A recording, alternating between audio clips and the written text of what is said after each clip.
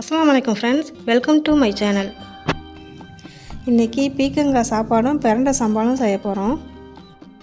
First பிரண்டை சம்பால் எப்படி செய்யுதுன்னு பார்க்கலாம். நான் ஃபஸ்ட்டு பிரண்டை எடுத்துக்கிறேன். இதுதான் பிரண்டை.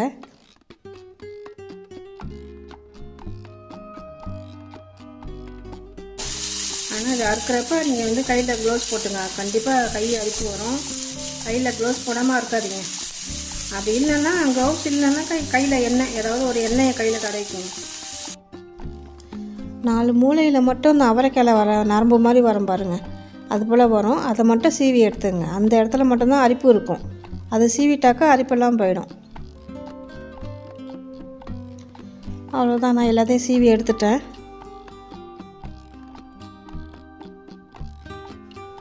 அப்புறம் சின்ன சின்ன பீஸாக கட் பண்ணி எடுத்துங்க.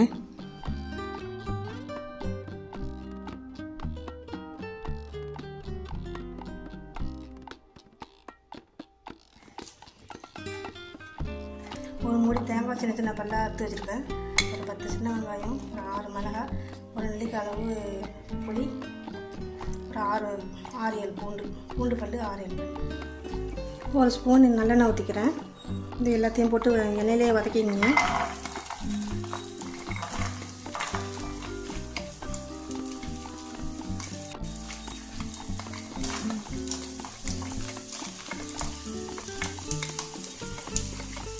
புளியை இதிலே போட்டுக்கிறேன்.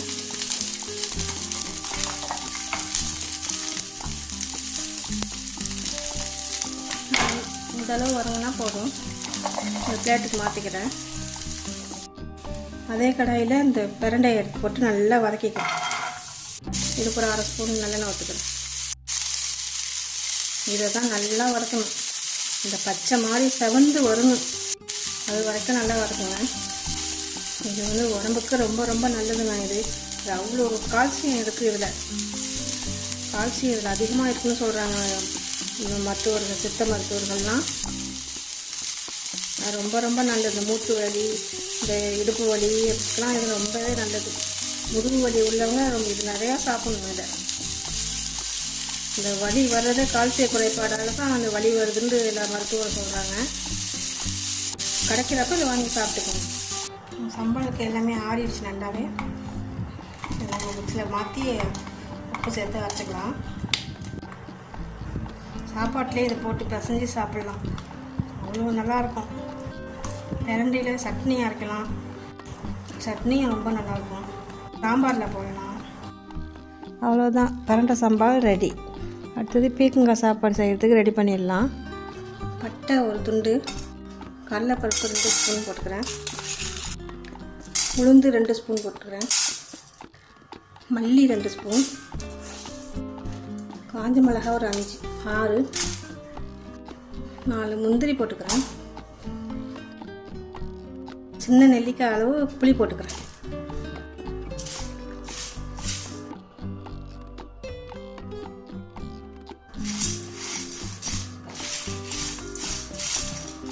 இதுலேயே ஒரு கைப்பிடி அளவு தேங்காய்.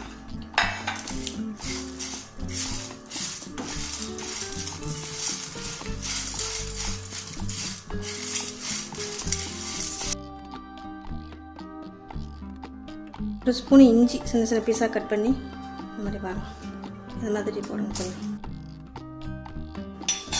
எல்லாத்தையும் ஒன்றா போட்டு வறுத்துற வேண்டியது. இந்த இஞ்சி போடுறப்ப நல்லா வாசனையாக நல்லாயிருக்கும். நல்லா வறுந்துடுச்சு. நான் வேறு பாத்திரத்தில் மாற்றிக்கிறேன். நல்லா ஆறின பிறகு மிக்ஸியில் போட்டு கொஞ்சம் குறப்பாக அரைச்சி எடுத்துக்கணும். தண்ணிலாம் சேர்க்கக்கூடாது, சும்மா ட்ரையாகவே அரைச்சிங்க, பவுடர் மாதிரி அரைச்சிங்க.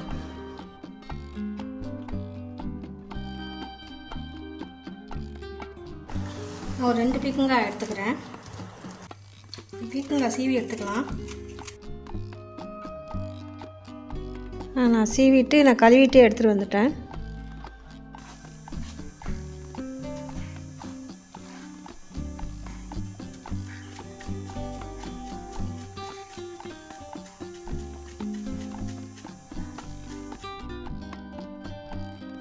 மீடியம் சைஸ் வெங்காயம் 2 அறுத்து வச்சுருக்கேன். கடாய் அடுப்பில் வச்சுக்கிறேன். நல்லெண்ணெய் சேர்த்துக்கிறேன். 1 ஸ்பூனு கடலைப்பருப்பு, 1 ஸ்பூன் உளுத்தம்பருப்பு, கொஞ்சம் கடுகு போட்டுக்கிறேன்.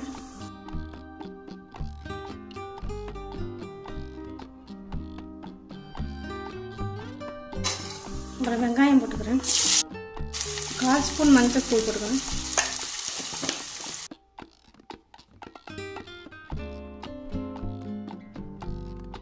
இதுலேயே கருவேப்பிலை போட்டுக்கிறேன்.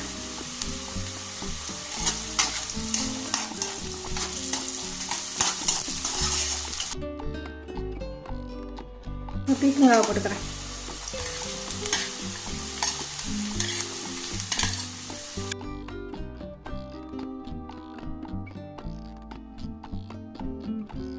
இதுக்கு தேவையான உப்பு மட்டும் போட்டுங்க.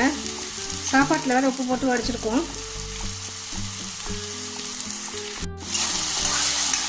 தண்ணி எதுவும் சேர்க்க வேணாம்.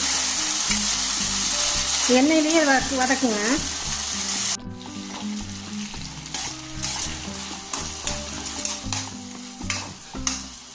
நல்லா குழஞ்சி இந்த மாதிரி காய் வெந்ததுக்கு பிறகு வெந்திருக்கான்னு மட்டும் பாருங்கள். நல்லா காய் வெந்திருக்குது. நம்ம பொடி பண்ணி வச்சோம்ல, இப்போ இதை போட்டுக்கலாம். ஒரு 5 ஸ்பூன் போட்டுக்கிறேன்.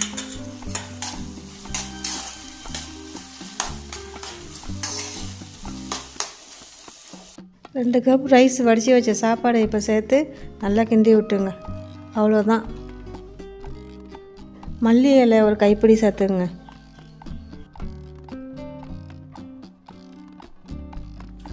ஒரு லெமன் ஊற்றணும். லாஸ்ட்டாக ஒரு லெமன் ஊற்றிங்க. அதில் புளி வச்சுருக்கோம் அந்த பவுடரில். அந்த புளிப்பு பத்தலைன்னா லெமன் போட்டுங்க. லெமன் ஊற்றினா ரொம்ப வாசனையாக நல்லாயிருக்கும். லெமனும் ஊற்றுங்க. அது புளியும் பத்தாது. லெமன் ஊற்றுறப்போ நல்லா வாசனை நல்லாயிருக்கும். பீக்கங்காய் சாப்பாடும் பிரண்டை சம்பாலும் ரெடி. உங்களுக்கு பிடிச்சிருந்தால் லைக் பண்ணுங்கள். ஃப்ரெண்ட்ஸ் அண்ட் ஃபேமிலிக்கு ஷேர் பண்ணிவிட்டு சப்ஸ்கிரைப் பண்ண மறந்துடாதீங்க. தேங்க்ஸ் ஃபார் வாட்சிங். பாய்.